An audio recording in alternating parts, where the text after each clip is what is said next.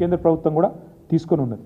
ఈ అన్నింటికి మించి ఈ దేశంలో అనుభవాలు ఏంటి అంటే, ఇప్పుడే నేను వైజాగ్ స్టీల్ ప్లాంట్ గురించి చెప్పిన. వైజాగ్ స్టీల్ ప్లాంటు నష్టాల్లో పోయింది కాబట్టి ప్రైవేటీకరిస్తున్నాము అని వాళ్ళ కొంతమంది చాలా చక్కగా సన్నాయి నొక్కులు నొక్కుతున్నారు.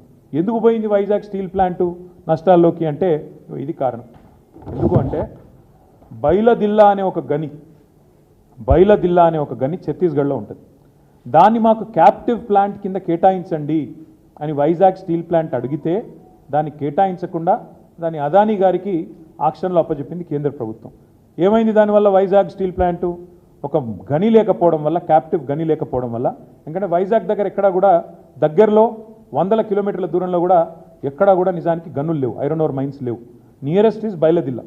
ఇది మాకు కేటాయించండి, మేము బతుకుతాము, మేము పబ్లిక్ సెక్టర్ అండర్టేకింగు, మా దాంట్లో రిజర్వేషన్లు ఉంటాయి, ఎస్సీ ఎస్టీ పిల్లలకు ఉద్యోగాలు వస్తాయి, పబ్లిక్ సెక్టర్ బలపడితే ప్రభుత్వం బలపడ్డట్టు, దేశం బలపడ్డట్టు, జాతి సంపద పెరిగినట్టు మాకు అలాట్ చేయండి అని నోరు నెత్తి బాదుకున్నా వాళ్ళకు అలాట్ చేయలే. ఆక్షన్లో పాల్గొనండి, తెచ్చుకోండి అని చెప్పిండ్రు. అల్టిమేట్గా ఏమైంది? దాంతో బైలదిల్లా పోయింది, ప్రైవేట్ రంగంలో ఉండే అదానికో బొదానికో పోయింది. పోయినాక ఏమైంది? ఇవాళ వైజాగ్ స్టీల్ ప్లాంటు నష్టాల్లో పడ్డది. నష్టాల్లో పడ్డానికి ఇవాళ ఏమంటున్నారు? నష్టాల్లో పడ్డది కాబట్టి ఇప్పుడు అమ్ముతున్నాం అంటున్నారు.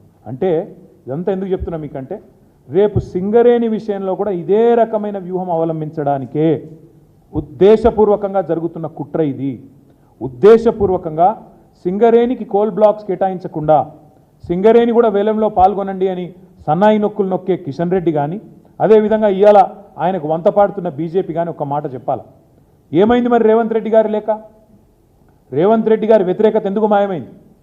2021 డిసెంబర్ 11 నాడు కోల్ బ్లాక్స్ కేటాయించండి సింగరేణికి అని డిమాండ్ చేసిన రేవంత్ రెడ్డి గారు పీసీసీ ప్రెసిడెంట్గా ఇలా ఏం మారింది?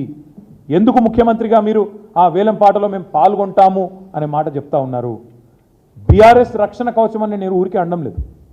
9 ఏళ్ళు 9.5